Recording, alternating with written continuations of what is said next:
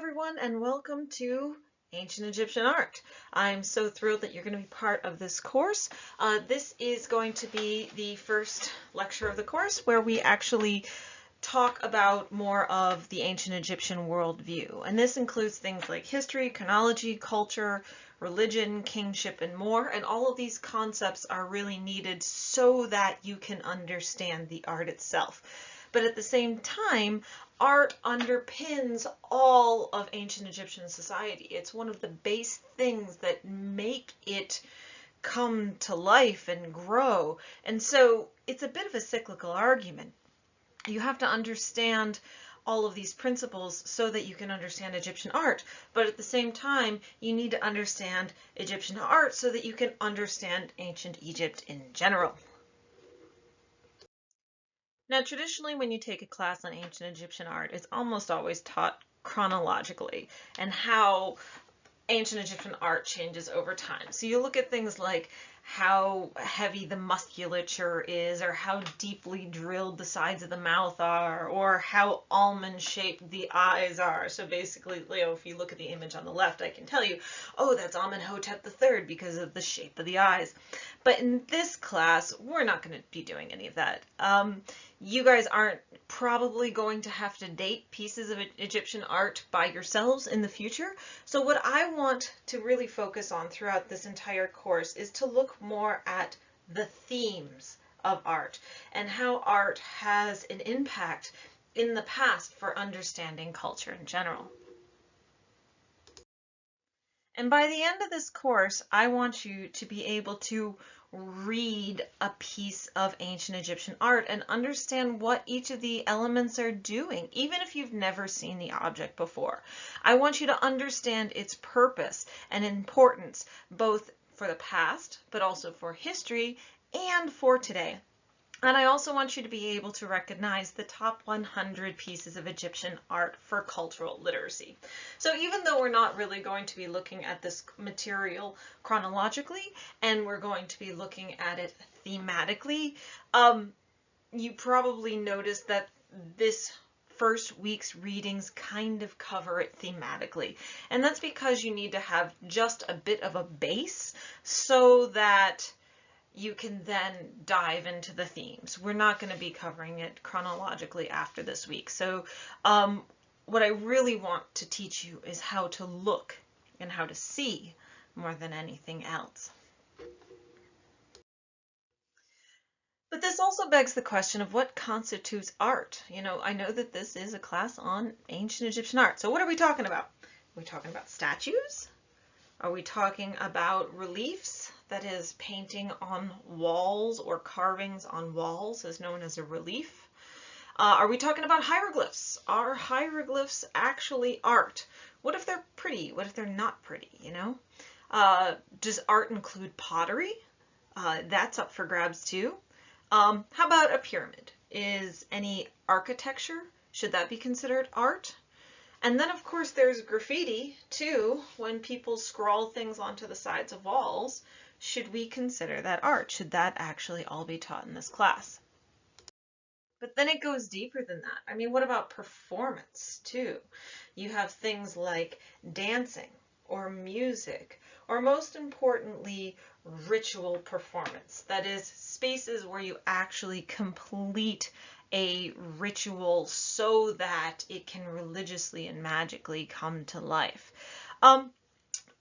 As you'll see over the course of this class, we are primarily going to be looking at two-dimensional and three-dimensional art, but at the same time, the purpose of the art is almost always going to come to life through its context and through its performance. Ancient Egyptians, spoiler alert here, ancient Egyptians didn't make art just to appreciate it. They made art so that it has a purpose, and a lot of that is used during these types of performances. So it will all come back round together. So when you take any normal art history course or you go to a museum today, a lot of times the choices of the objects in the collections or the objects in the books are basically based on aesthetics. Is it pretty? Did it make a difference? And to the ancient Egyptians, aesthetics was important, but it wasn't the most necessary thing. So some artists were substantially more skilled. There was a better form than other artists had here. The thing is that it's usually the king and the royal workshops or the big temples and sometimes the elite that could get access to or hire the best of the best artists to make their objects as aesthetically meaningful as possible. Not everybody necessarily had access to the best of the best. And what this means, though, is that because these pieces then went through an art historical appreciation through the Western world and through museums and through which pieces are chosen for your art history textbook, it usually means that we end up skewing how we study ancient Egyptian art because a lot of the prettiest pieces were made or commissioned by the pharaohs, by these royal workshops. So it leads to a skewed version of ancient Egyptian art because you are necessarily going to be following the aesthetically pleasing art. So there'll be a lot on the pharaohs. But at the same time, when you step back and really understand how Egyptian art works, you have to understand that the aesthetics wasn't the most important part. The quality of the object does not change its purpose or its function. So these are ancient Egyptian shaptis. They're essentially small statues that are put into tombs that come to life for the deceased person to do their work for them in the afterlife. Magically, they all work exactly the same. So the one on the left is actually a shapti that belonged to King Tut. It is gorgeous. It's made out of wood. It has the highest level of craftsmanship. It's pleated in gold. So that's the type of thing that the Western world appreciates for art history. You can see the craftsmanship in it. Then you have one made out of limestone that is pretty good quality, one made just out of wood. Then you have the mass-produced ones made out of blue, or blue faience as you see there. Not as pretty, but functionally just the same. And then in the lower right corner, there are shaptis that are actually made out of mud. These would have been made by anybody. They're pretty cheap. They could have been just, formed by hand and left in the sun. Functionally, these all worked the same for the deceased. But the things that get into the art books, the things that get into the collections for exhibitions, are almost always going to be the prettier pieces on the left. So again, you have this skewed version through choice, and you also have the skewed version of what the ancient Egyptians are appreciating as art.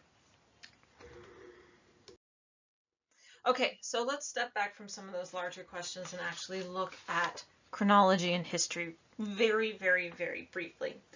Ancient Egyptian history lasts for a really, really, really, really, really, really long time. We have writing that's invented around 3000 BC, and then 3000 years later, the Egypt basically becomes part of the Roman Empire. That is a really long time. So there is 1,000 years that lasted between when the pyramids were created to when King Tut ruled. And then there's another 1,000 years between when King Tut ruled to when Cleopatra ruled. This is a massive amount of time. So just to put this into perspective, American history, like all of American history, just fit into what the ancient Egyptians knew as the Middle Kingdom. About 250 or so years. Our history is very minute compared to their length of time. And a lot changes over these 3,000 years. Historians have put it into two major categories, known as kingdoms. Those are basically times of centralized government and stability, and then also intermediate periods, times of instability, so times of war or when other people take over or when foreigners are in control.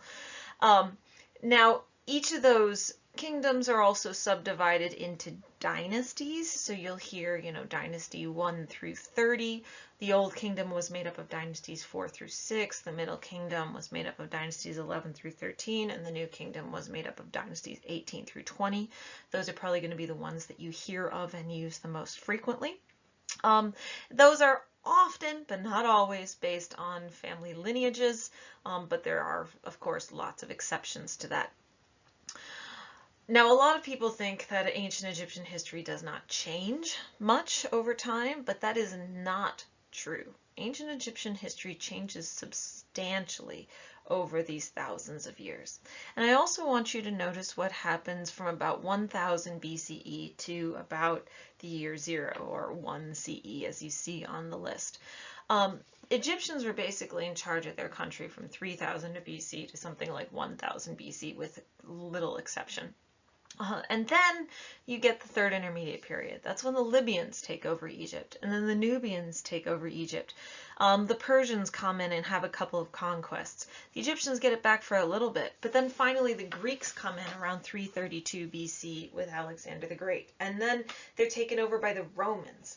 That is to say, starting at about 1000 BC with, little bits of exceptions here and there, the 26th dynasty and the 29th dynasty in some capacity. They're primarily ruled by non-Egyptians, but these non-Egyptians also act like Egyptians. They take control of the country and they use the office of pharaoh as an Egyptian. They just happen to be non-Egyptians.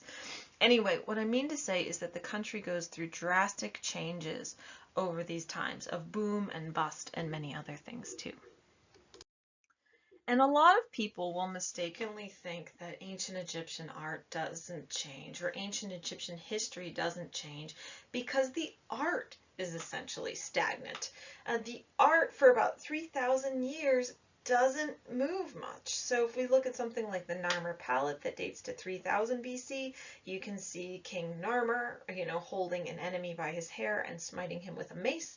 And then you jump 3000 years in the future to a Ptolemaic king at Edfu on the right, who is in fact holding a bunch of enemies by their hair and smiting them with a mace. And then we go to 250 BC, and then we head thousands of miles south to Merowe, which is in modern Sudan today. And again, you get a king holding enemies by the hair and smiting them with an axe. So because art is this thing that binds them all together, people mistakenly think that the history doesn't change. But art is the accepted form. Art is one of those things that underlies the whole society and brings it together. It is the form of properness that you don't necessarily want to break away from, too.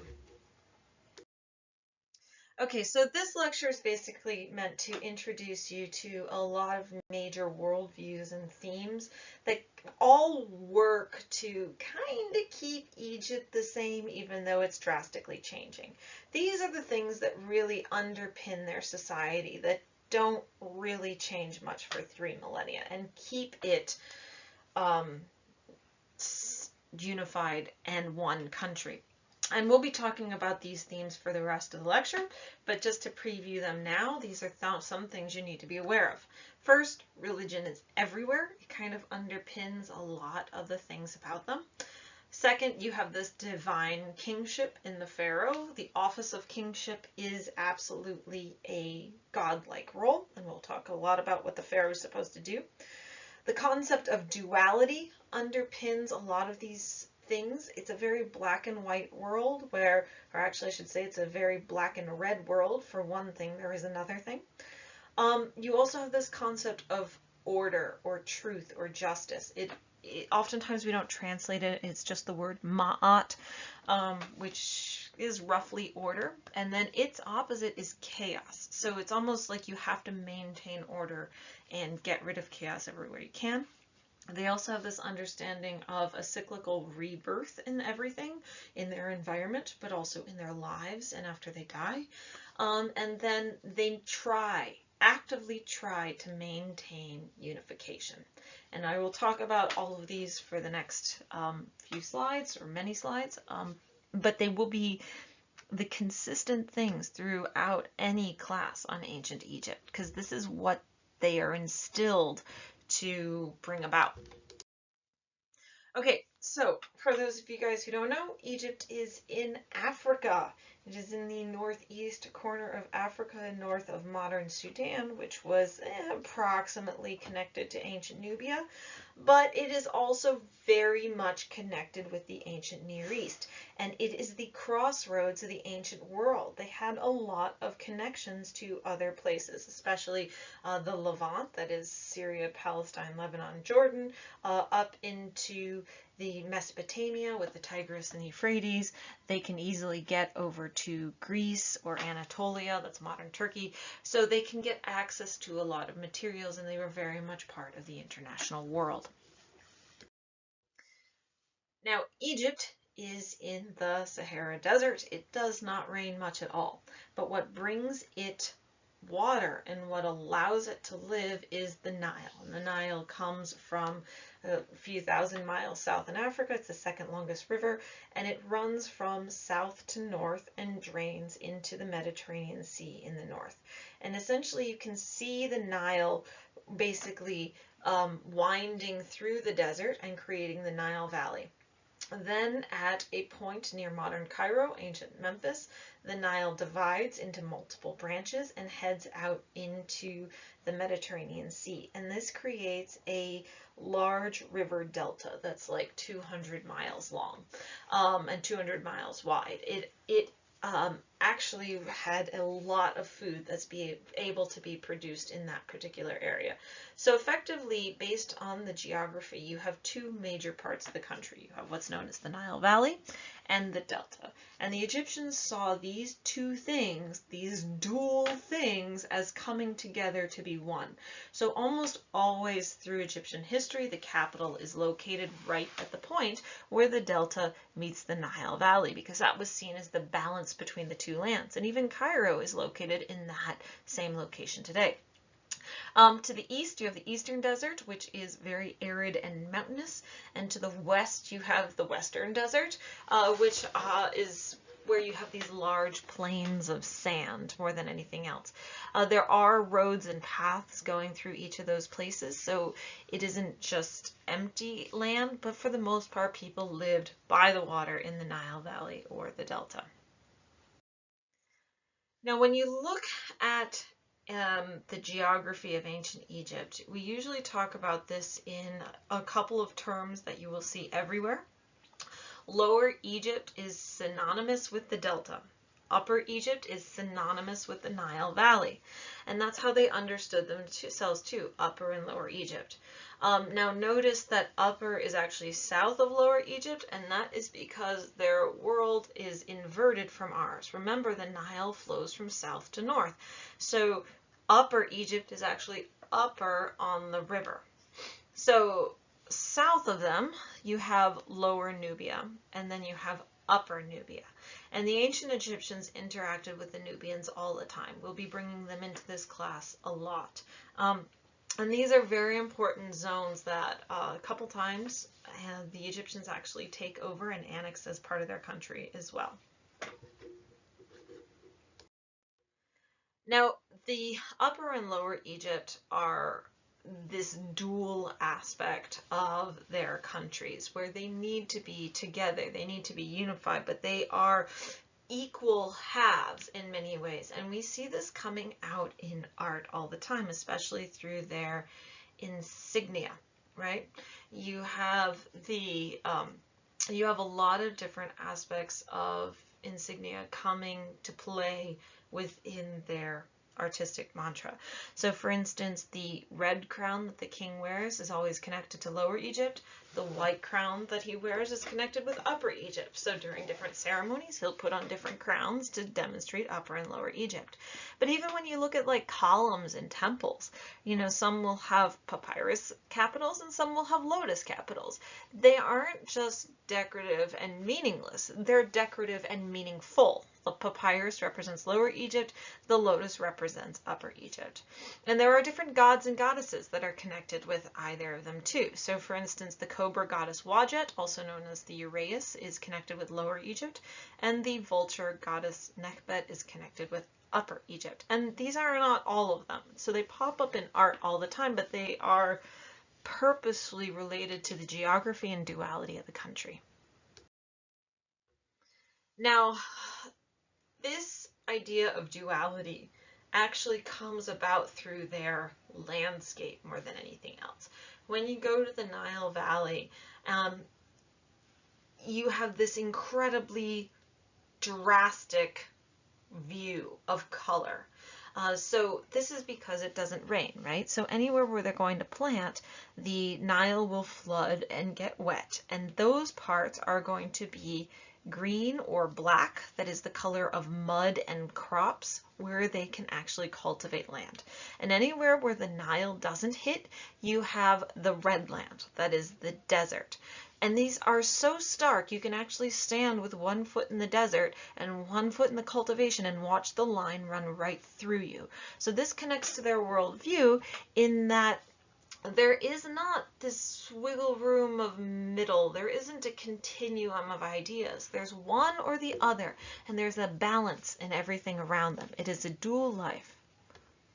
I should also note that where the cultivation stops, you then have this low rise of the low desert. You get a lot of cemeteries and buildings in the low desert, but then it jumps up to the high desert land. So this is just another look at the same exact thing. The river, it floods for 4 months a year, as I'll talk about in a minute, and that creates the cultivation where they can farm. And then behind that, you get the low desert, usually where they lived or where they had their cemeteries because it doesn't get wet. And then it jumps up to the area of the high desert. So very stark landscapes around them. The Nile is essentially the center of their whole world. It is their transportation superhighway, and the Nile flows from south to north. So anytime they wanted to go north, they just, jump on a boat, sail north. Anytime they wanted to go south, this is really interesting because the winds almost always go from the north to the south. It's just a happy coincidence. So you throw up a sail and you can tack upstream pretty readily. This allows them to move throughout Egypt with ease. But it also means that water and boats are going to be so prevalent that they are symbolic throughout all of their culture for many reasons. Now, the Nile does flood for 4 months a year. That's essentially, as you can see on the graph on the right, July through October, when the Nile will overflow its banks, and basically parts of it where they farm are going to be underneath water for 4 months every year, which makes it even more necessary to have boats if you can't walk in that area for 4 months a year. Then it goes down and they have 4 months of planting, and then they have 4 months of harvesting. Plus the Nile flood also leaves this really rich soil on the ground, so they really don't have problems with salinization that a lot of other ancient worlds do. And that means that farming and really is so essential to their life. And it's everything to them, right? So you get this a lot in their art. And crops are not just there for eating, but they are connected to a lot of deeper meanings of religion and the need to eat in the afterlife and wealth, and a lot of other things too. So you'll see references to the land or the color of the land very frequently. Now, Egypt is also fortunate in that they have a lot of other resources too. These eastern and western deserts just aren't empty. They, in fact, have a lot of minerals out there, or other things that they want, and metals, especially gold, granite, copper, turquoise, amethyst, diorite. You could get them from the deserts, and so the Egyptian kings were often sending out expeditions to go and gather this stuff that goes directly into their objects that they create, especially in their art. And other things that they can't get in Egypt, they can probably trade for as well.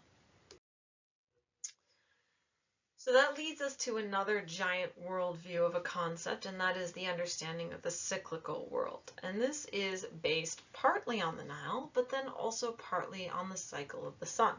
The sun rises every morning in the east, and it comes up over the hills.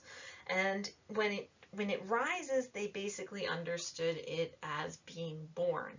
And then the sun ages through the day, and every single day, as an old man, it then sets into the underworld. That is to say that it dies every night. And then every night, the sun continues on its journey where it basically needs to be reborn again every single morning. Now, of course, because everybody travels on a boat in the ancient world, the sun also travels on a boat. So you can actually see the travel of the sun there on the upper left-hand corner. So this path of the sun every day is incredibly important to the concepts of rebirth, because it's born, it ages, it dies, and then it is reborn in the same exact way that the plants are born yearly and then get eaten annually, or the Nile flood has this cycle to it. And then, of course, also human life is connected with this cycle of rebirth, allowing people to be reborn into the afterlife, just like the sun. Now, this also puts a prevalence on what we call the east-west axis. That is to say, things on the east are often connected with birth, not always, but often, and things on the west are almost always connected with death. So you'll usually get cemeteries on the west bank, you'll usually get cities on the east bank. Lots of exceptions to the rule, but this is just a general trend. They also will do things like lay out their temples or lay out their important buildings on an east-west axis so that they can get this type of symbolism. It is purposeful and in their architecture and in their art.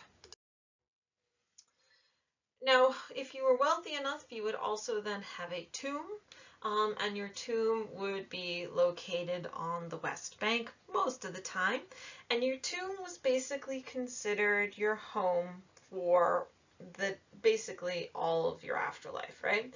But at the same time, your afterlife was also connected with being remembered on Earth. So, just like in the movie Coco, in the celebration of Dias de los Muertos, the living needs to remember the dead. And as soon as everybody on the earth forgets you and you cease to exist in the afterlife and you die a second death at that point. So your tombs always have two different sections to them. They have an above ground section that is open for people to come in and visit and remember you and learn about you. And then they have the below ground sections, and that's actually where your body and your stuff was.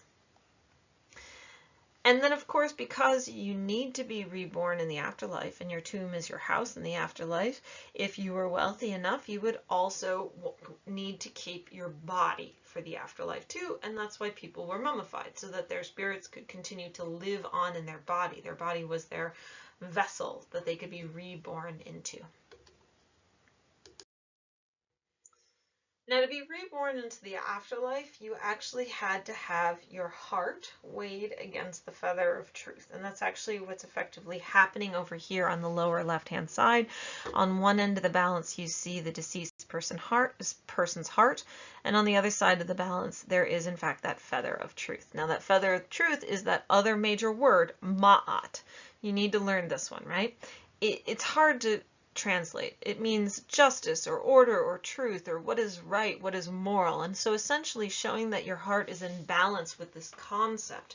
You are showing that you are a moral and good individual. And then if you pass, which of course everybody does because you never depict anything bad in Egyptian art, so you always depict the positive, then you go before the god Osiris and you are admitted into the afterlife at that time.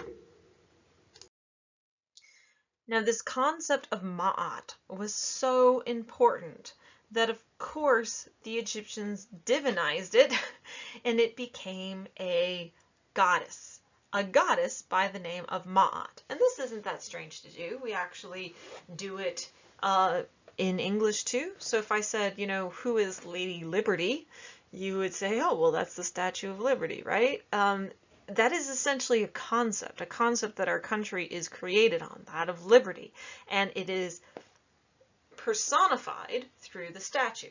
And so it's the same thing here, right? You have this concept that of truth and balance, harmony, morality, however you want to translate it, as Ma'at, and it is so powerful that it is divinized as a goddess. And you can always tell her because she has the feather of truth, the feather of Ma'at actually stuck in her hair.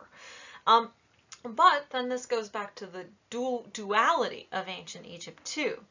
So remember this concept of duality. You don't just have truth and justice and harmony. No, you also have the opposite, that is chaos. In Egyptian, it's called Isfet. And so you always want to maintain Ma'at and get rid of Isfet, get rid of chaos. It's also important to notice that chaos is not evil, it is chaotic, and there is a difference between the two. So it's the pharaoh's job to basically maintain order over chaos. That is his principal job in ancient Egypt for thousands and thousands of years. And he does this literally and figuratively. Literally, the pharaoh maintains order by doing things like having a police force, or by fighting battles, or by protecting the border of Egypt, or by having a justice system. Those are ways that you maintain order. But he also does it figuratively. He also does it metaphorically, and he does it through art. That's because art is connected to magic in many ways. That's kind of the point of these smiting scenes or battle scenes that you just saw on the previous slide, right? They are not necessarily historical events. In fact, they're almost never historical events. They are magical ways of maintaining order, because if you draw it, it becomes real. And he needs to do this just as much as he needs to do it literally. So if we look at this particular image on the left, you see Pharaoh Thutmose III. He is grabbing a whole bunch of enemies by their hair, and he is smiting them with a mace from his upper right arm. So he is order, and the people that he's smiting represent chaos. This is not any one person. This isn't, you know, Bob Nubian and Joe Asiatic. This is a concept, right? And also, if you look below that, as I have a little red circle there and a blow up on the right, the entire thing that he's standing on are just lines of the names of foreign towns. These are not individual people. These are the names of places. And the place is put in an oval that represents the actual town, and then it's also personified as an enemy and as a bound prisoner. They are literally bound, and they are literally underneath in this, the pharaoh is in a superposition over them to show his control over them. So it's these types of ideas that come through in art all the time. So this isn't just the, you know, the pharaoh showing that he went out and beat up this town in the Levant, although he did do that too. The reason he created this on a temple wall is so that it would come to life and magically, metaphorically, figuratively make this happen. By drawing it, he is protecting the country.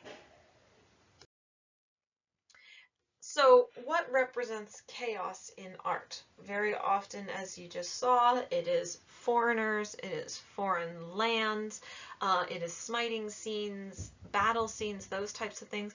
But wild animals and hunting scenes also very often are connected to foreigners in art as well. So in this particular case, you see an ostrich being a representative of chaos. Now, one of the most important things that the king needs to do to maintain order is by maintaining the unification of the two lands. It's also known as the Sematawi.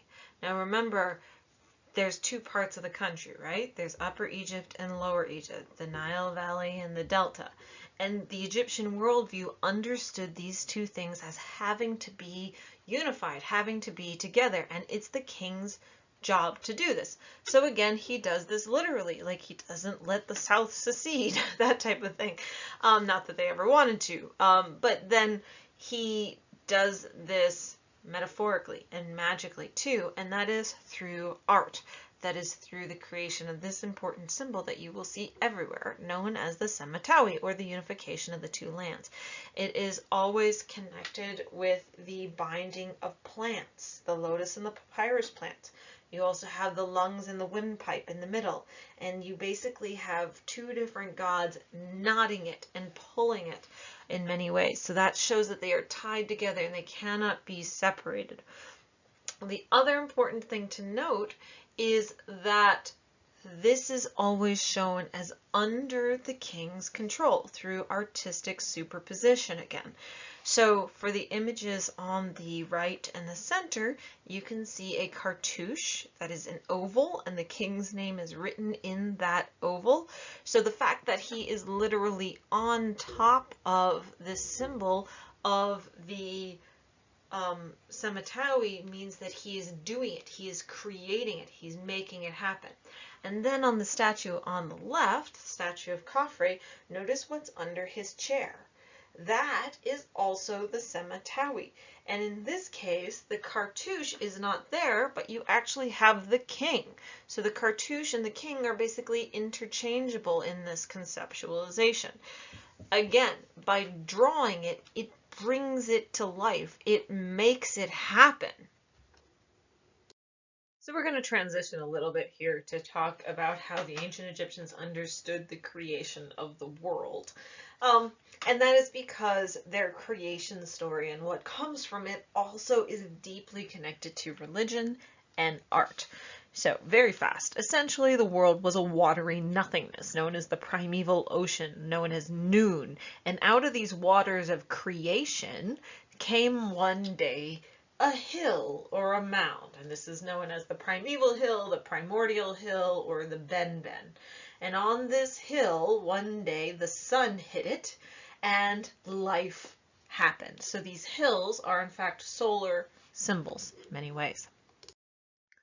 So when you look at art and architecture of ancient Egypt, basically almost anything that comes to a mound or a point, say the top of a pyramid or the top of an obelisk or even the rounded top of a stele and lots of other things represent these primeval mounds, these points of creation. Solar symbolism is in just shapes of things around them, and they're purposeful. But these waters are also important. These primeval waters of creation are purposely put into temples. All temples had their own sacred lakes next to them that were part of the rituals of the temples. Priests would walk down into them and purify themselves. But in art, these creative waters are used all over the place. So for instance, in the upper left, you see the king being purified under these waters of creation. In the lower right, you see a different king, 3,000 years older, performing a ritual where he might be actually like opening up irrigation waters. That was another major thing. So water is connected to creation. Okay, so on that mound of creation where the sun hits the land comes the first of the gods. It's usually called Atum, known as the All-Lord, but in other versions of the story it's oftentimes a different creator deity. But he's the one that basically makes everything else happen. And Atum then gives birth to two other gods who are brother and sister, Shu and Tefnut, better known as air and moisture. And then Shu and Tefnut then give birth the normal way to two different gods, Geb and Nut, who are also brother and sister, and they are connected with the earth and the sky. So essentially in these first three generations of gods, you have the creation of the world around them. The air, the sky, the water, the land, everything that you need. Now, Nut is one of the most important gods in these first bit of the pantheon. She is the sky god. She arches her body over the sky. It's her job to give birth to the sun every single morning, as you see in the upper right-hand image. But similarly, every single evening, she swallows the sun, as you see in the central upper image as well. And then the sun travels through her underbelly to be reborn every morning. So Nut is this conceptualization of the world around them. She helps the dead be reborn in the afterlife. And because of her connection to the sky and to rebirth, and to the cosmos in so many ways, she's seen all over the place in art, especially on ceilings or on the lids of coffins, because she is the symbol of being reborn like the sun. Geb and Nut then give birth to the next generation of gods and goddesses, Osiris, who's married to Isis, and Seth, who's married to Nephthys. They are, of course, all brothers and sisters born at about the same time, too. Now, because the previous generation had already created the world, as in earth and water and stuff, this generation moves more to human things on the world. Osiris becomes the king on earth because he's the eldest male. Of course, Seth is wildly jealous of his older brother, and so he creates a unnecessarily complex plan to kill his brother. And essentially, he ends up hacking his brother up into about 13 different pieces, and he throws the pieces of the body all over Egypt. And where each piece of Osiris lands, there grows a temple or a cult to him. So, for instance, his head lands in Abydos, and that is where the cult of Osiris's head ends up being created. His phallus, the 13th piece, ends up being thrown into the Nile and eaten by a catfish, at which point he doesn't have a penis anymore. Now, Isis and Nephthys are wildly distraught about what Seth has done to their brother, and so they run around the world and gather together all the pieces of Osiris to put him back together again. And they bring all the pieces of Osiris, except the 13th, his penis, to Anubis, who then basically puts him back together and wraps him up, making him whole. So that makes Osiris the very first mummy. And everybody who gets mummified is doing it to be like Osiris. In the mummification, you're actually reborn in the afterlife. Now, Isis and Nephthys then take on the role of the mourners of Osiris. You can see them on the right holding their dead brother with their hands up in this mourning position. This is extraordinarily important in art. Notice the sarcophagus in the upper left. Isis is on the end of one side and Nephthys is on the other. In the lower image, you have a mourning woman. We have the statues on the right of Isis and Nephthys mourning. The mourning position is usually with your hands in front of your face or pulling your hair out. So Isis and Nephthys were seen as these mourners of the dead. And in real life, these roles of the mourners would be taken on by the females close to the deceased, and the deceased person would effectively be Osiris. So you see this in art all over the place, where normal people in their funeral processes connect with these individual characters. When Osiris dies, he becomes the god of the dead. Osiris becomes this object of regeneration, and through his death, he is reborn. Thus, other people want to be like Osiris, so that as they die, which you can't escape, you are reborn as Osiris in the afterlife. So when we go back to our weighing of the heart scene that I showed you a couple minutes ago, notice what happens on the right side of the papyrus. After he is judged an effectively good person, he's presented before the god Osiris, and notice the two women behind him. Those are the girls, Isis and Nephthys.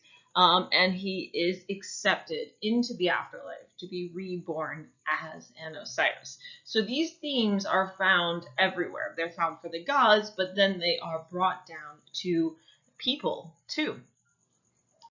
So Osiris and Isis have a problem in that before Osiris died, they never managed to have a kid. And Isis decides to fix this as the goddess of magic after Osiris dies. And this is an act that brings together incest, necrophilia, and bestiality. And you can actually see it on the right. Isis turns herself into a kite, that type of bird that you see, and it is hovering over the dead body of Osiris.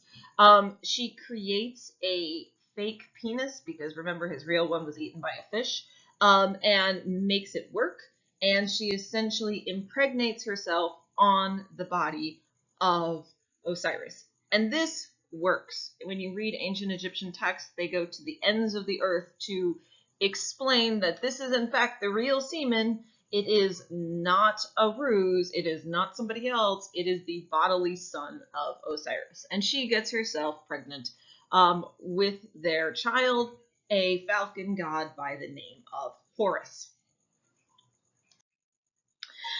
Now, when Horus is a baby, Isis needs to nurse Horus. And this is extremely important because in the passing of mother's milk, or almost any bodily fluid, there's a lot of magic in this. And you actually then pass the magic of the mother through the son in some ways. And these images of nursing and suckling are found very frequently in art, not just through Isis and Horus, as you see on the right, but in many other places too. So, for instance, here we have in the top center, you actually have the queen, and she is with Pepi II, her son, but notice that he is a young child.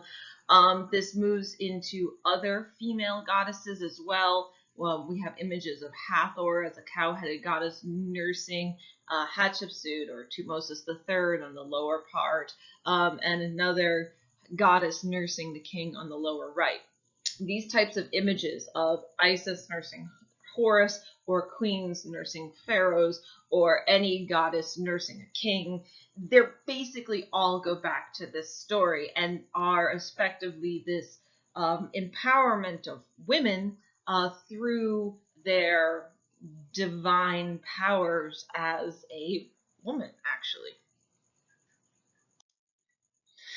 Anyway, Horus grows up, and then you have a problem as to who is the king of the world, right? Because Seth killed his brother so that he could become king. And this leads into a very long story known as the contendings of Horus and Seth. And this is important because it actually determines hereditary succession, right? Now, in our Western minds, steeped with the history of Europe, we just always know, well, the kingship goes to the son, not to the brother. Why wouldn't the kingship go to the son and not the brother? That's what we've been taught. But in ancient Egypt, they didn't have thousands of years of history. And in fact, it's the ancient Egyptian tradition that actually makes this choice for them. You have to think, why would you pick the kid over the brother? The brother is probably older, he's educated, he's wise, he's making good decisions, and the kid is 4.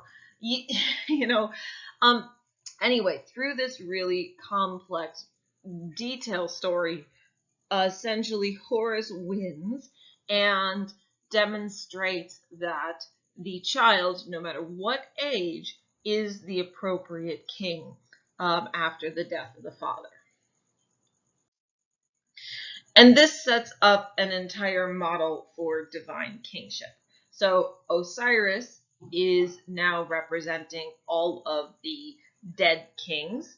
Isis is representing all of the queens and mothers, and Horus represents the living king on earth. Whoever the living king on earth is effectively a Horus god, and divine kingship is sanctioned by the god Horus.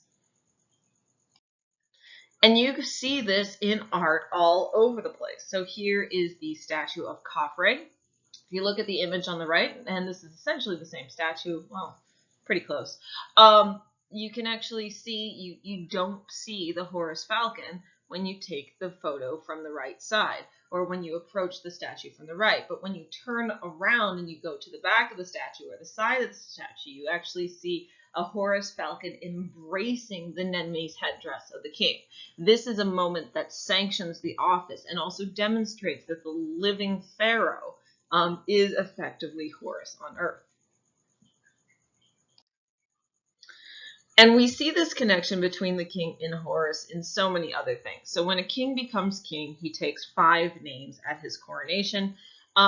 You don't need to know all of them, but the first of these names is known as the Serech.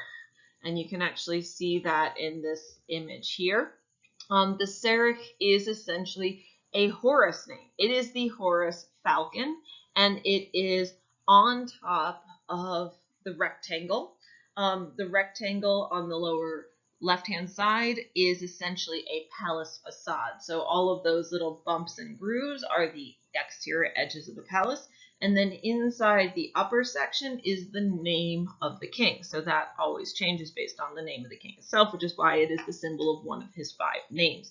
But this is incredibly steeped with meaning because essentially the palace facade represents earth, and so the king is in control of the earth. But with the superposition of Horus on top, it demonstrates that the Horus falcon is overseeing this. The Horus falcon is making this happen. He is demonstrating that Horus and the king are the same. And this is in both 2 dimensions and 3 dimensions too. So on the right, you can see a model of the step pyramid complex of Djoser. And notice how the rectangle surrounding the entire thing has that weird niching, right? That is effectively the palace facade that represents a Serech. And the pyramid on the inside essentially represents the king's name, Djoser. And of course, Horus, the god, is flying overhead in the sky. So these same conceptualizations, these same magical religious meanings are connected between 2-dimensional things, even in a name, to many other things, to 3-dimensional architecture. So Egyptians take these religious ideas and they play with them and they put them into their world that they're creating in many different ways and in many different materials. Yes. Okay, so the other names of the king that I want you to know are his other 2 names, numbers 4 and 5. They are the king of Upper and Lower Egypt, recognized by the bee and the sedge plant, and then the son of Re name, recognized by the goose and the circle, which represents the sun. I want you to know these because in these 2 names, the king's name is written inside of a cartouche. A cartouche is the oval you see on the right, but this is essentially a stretched out Shen hieroglyph, meaning eternity. So you're effectively putting the king's name inside of the oval, the Shen oval for eternity, which makes him be eternal and come to life. I want you to be able to look at a piece of Egyptian art and say, there's a cartouche. That's almost certainly going to have the king's name on it. Sometimes it has the queen's, but really it's usually the king. These cartouches appear in art all the time.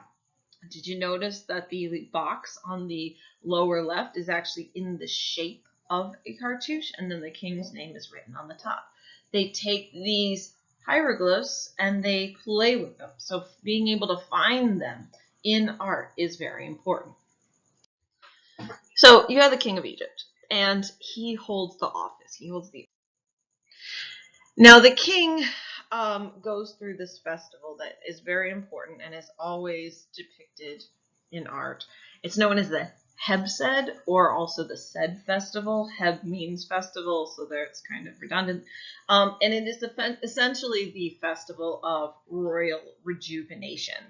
And it is supposedly performed after the king has ruled for 30 years because his kingship needs to be rejuvenated after 30 years. And then every 3 following years after this. It shows the king's vitality in many ways. And we see this in many different stages in art because this festival wasn't just a one-off event. It took a couple of weeks, maybe a month to do, had lots and lots of different rituals associated with it. And so you see things like the king wearing Heb festival garbs, as you see in the statue in the top center, the image on the upper right, or even the image on the lower right. That weird cloak that the king is wearing is a Hebsed garb that he's walking around in. He's being presented before the gods, before the people, all that type of stuff. It comes out in different types of regalia. But the most important part of the festival was the running of the Hebsed that we see in the the left-hand side.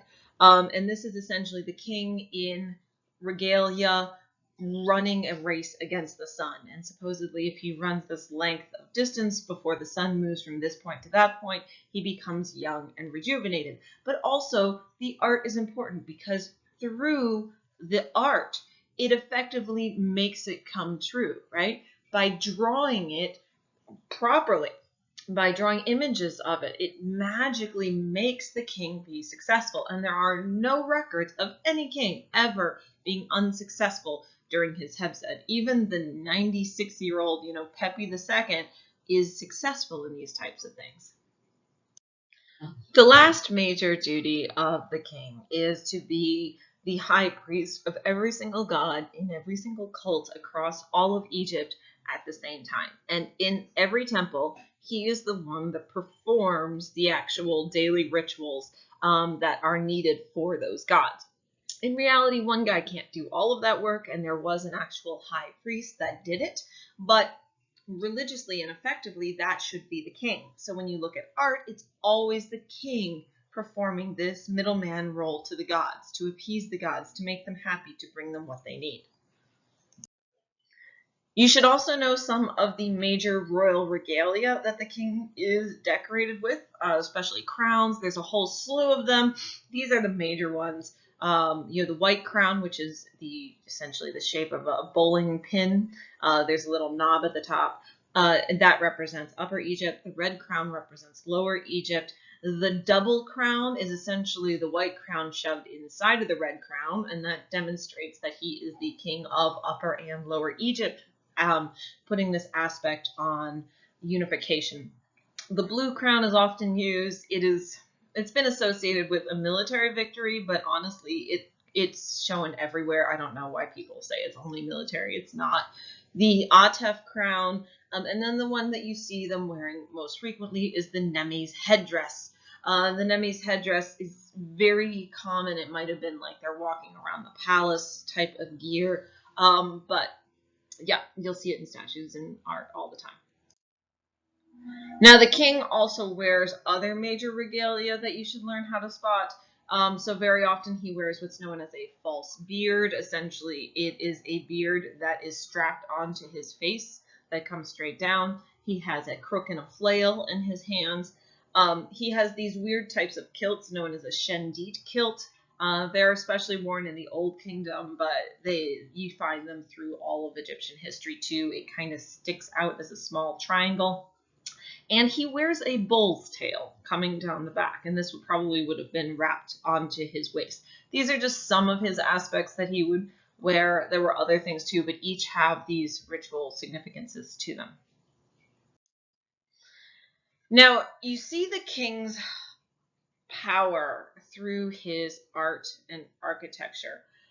So giant colossal statues and also other things he builds too. But you also see his absolute power in the fact that he's able to organize labor and construct these monuments in the first place. So the king's art kind of appears throughout Egypt in the creation of statues, in the creation of temples, in the creation of pyramids and pyramid complexes. But we also have a lot of art for normal people too.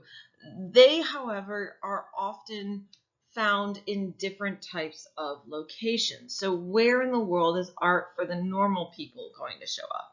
A lot of times it's used for their tombs in their afterlife, because that was purposeful for them. So you'll get, a lot of things like headdresses that go over the mummy, or images on the sides of walls, or statues for tombs, or stelae or shabtis that are all designed for the tombs. Now, in addition to that, normal people would sometimes also dedicate things to gods as well, and be able to dedicate the statues of themselves to temples. So sometimes you get statues of elite people in temples, stelae, those types of things, or votives to gods. But really, those were the two realms that art for normal people usually live in. And the art for their tombs tells us a lot about society. You get to see a lot of things like funeral processions and families and how the funerary cult was actually made up. And it's because a lot of these objects or images are placed in their above ground chambers of their tombs. Those were open for people to go and visit. And these objects actually make up the majority of art finds that are found in museums or found on archaeological digs or found anytime you are connected with Egypt. This is the bulk of the material. But at the same time, it doesn't necessarily always make the front page of your art history books because these, like we said at the beginning of the lecture, aren't always made by the best of the best artists. So if you're looking at for aesthetic craftsmanship and beauty and craft, you're usually looking at the royal workshops. Now that doesn't mean that this other stuff is always bad. It is quite good sometimes aesthetically, but religiously and meaningfully, these all come together to work to help the person in the afterlife, which is why this is the bulk of our findings. Well, that's it for this week, and see you next week.